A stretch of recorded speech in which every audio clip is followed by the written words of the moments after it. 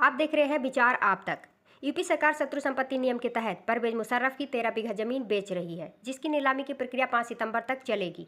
पाकिस्तान के पूर्व सेनाध्यक्ष और राष्ट्रपति परवेज मुशर्रफ और उनके भाइयों के नाम भारत में करीब 13 बीघा जमीन है, जिसे योगी सरकार अब बेचने जा रही है।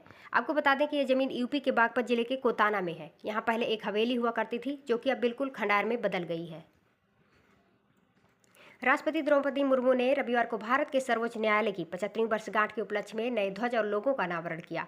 इस अवसर पर भारत के मुख्य न्यायाधीश DY चंद्रचूड़ भी मौजूद थे।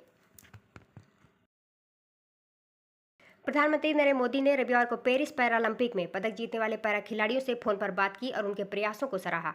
अधिकारियों के अनुसार पीएम ने इस दौरान मोना अग्रवाल, प्रीति पाल, मनीष नरवाल और रुबीना फ्रांसिस से बात की। पीएम मोदी ने इस दौरान प्रत्येक पदक विजेताओं को बधाई दी और कहा कि इन्होंने अपने प्रदर्शन से देश को गौरवान्वित किया है। हिमाचल प्रदेश के जिला हमीरपुर में मुस्लिम के अधिक आबादी वाले गांव में रह रहे नेपाली मूल के हिंदू व्यक्ति का मुस्लिम परिवारों ने हिंदू रीति रिवाज से अंतिम संस्कार कर दिया।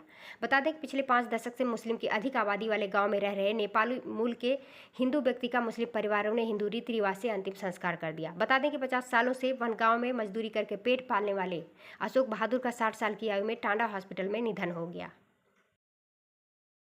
मुख्यमंत्री भजनलाल शर्मा ने रविवार को नई दिल्ली प्रवास के दौरान प्रधानमंत्री नरेंद्र मोदी से शिष्टाचार भेंट की। मुख्यमंत्री ने इस अवसर पर प्रधानमंत्री नरेंद्र मोदी से राजस्थान के समग्र विकास, प्रगति एवं जनकल्याण से संबंधित विभिन्न योजनाओं के संदर्भ में चर्चा की। मुख्यमंत्री ने प्रदेश के विकास और जनहित से जुड़े हुए विभिन्न विषयों पर लोकसभा अध्यक्ष ओम बिड़ला से नई दिल्ली में भेंट कर चर्चा की। शर्मा ने नई दिल्ली में ही केंद्रीय वित्त मंत्री निर्मला सीतारमण एवं केंद्रीय विदेश मंत्री डॉक्टर एस जयशंकर से शिष्टाचार भेंट कर प्रदेश में दिसंबर में आयोजित होने वाले राइजिंग राजस्थान इन्वेस्टमेंट समिट 2024 की विस्तृत कार्य योजना एवं प्रमुख आर्थिक क्षेत्रों में निवेश आकर्षण सहित महत्वपूर्ण विषयों पर भी चर्चा की। एक्ट्रेस कंगना रनौत इन दिनों फिल्म इमरजेंसी को लेकर चर्चा में है। फिल्म की रिलीज पर सेंसर बोर्ड की तलवार लटकी हुई है। इसे सेंसर से अभी तक सर्टिफिकेट नहीं मिला है। इस बीच एक्ट्रेस भी प्रमोशन में बिजी हैं। ऐसे में हाल ही में वो रजत शर्मा के शो में पहुंची और इस दौरान उन्होंने तमाम मुद्दों पर ढेरों बातें की। इसी बीच उनसे इमरजेंसी को लेकर सवाल किया गया कि ये राहुल गांधी को पसंद आएगी। इस पर उन्होंने कई बातें कही और राहुल गांधी के लिए फनी रिएक्शन दिया। उन्होंने कहा कि वो अगर अपनी सोच नहीं बदलेंगे तो कार्टून बनकर रह जाएंगे। दिल्ली हाईकोर्ट में पतंजलि आयुर्वेद और बाबा रामदेव समेत अन्य के खिलाफ एक जनहित याचिका दाखिल की गई है। आरोप है कि बाजार में दिव्य मंजन को शाकाहारी उत्पाद बताकर बेचा जा रहा है, जबकि इसमें मछली के तत्व शामिल है। इस याचिका को लेकर शुक्रवार को दिल्ली हाईकोर्ट ने केंद्र सरकार, पतंजलि, बाबा रामदेव, आचार्य बालकृष्ण और अन्य से जवाब मांगते हुए नोटिस जारी किया। लोकसभा चुनाव के बाद यूपी में योगी आदित्यनाथ सरकार के अंदर जारी कलह अभी भले ही शांत दिखाई दे रही हो, लेकिन सच कुछ और है।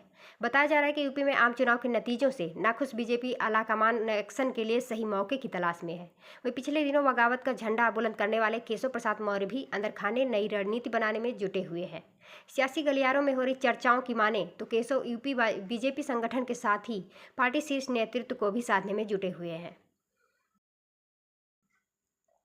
कोलकाता में ट्रेनी डॉक्टर के साथ हुए रेप और हत्या के मामले को लेकर जहां पूरे बंगाल में प्रदर्शन हो रहे हैं, तो वहीं बीजेपी से लेकर सीएम ममता बनर्जी से इस्तीफे की मांग कर रही है। तृणमूल कांग्रेस की समस्याएं खत्म होने का नाम नहीं ले रही हैं। अब असम के टीएमसी अध्यक्ष ने सीएम ममता बनर्जी पर सवाल उठाते हुए पार्टी से इस्तीफा दे दिया है। भारतीय जनता पार्टी बीजेपी के अगले अध्यक्ष को लेकर चर्चा तेज है। सियासी गलियारों में हर दिन नए नए नाम सामने आते हैं, जिन्हें अध्यक्ष की दौड़ का सबसे मजबूत दावेदार बताया जाता है। इस बीच एक नाम की खूब चर्चा हो रही है। बताया जा रहा है कि यह व्यक्ति भाजपा अध्यक्ष बनने की रेस में सबसे आगे है। इस व्यक्ति को प्रधानमंत्री नरेंद्र मोदी, केंद्रीय गृह मंत्री अमित शाह और राष्ट्रीय स्वयंसेवक संघ RSS तीनों का चहेता बताया जाता है।